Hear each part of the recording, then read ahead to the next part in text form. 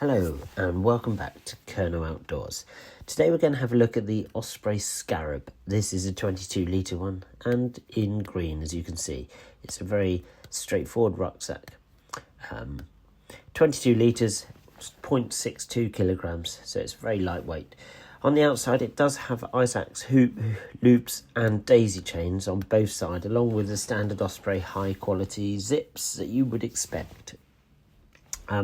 The rear has a light air mesh, so it is breathable and compressible, so ideal as a carry-on in my opinion.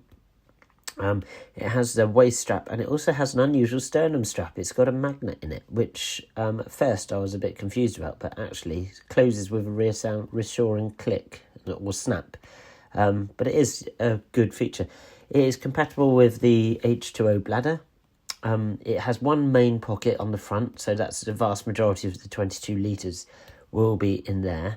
But I was confused as to this little flap by my hand, and there is a separate little pocket at the top where you can attach your keys.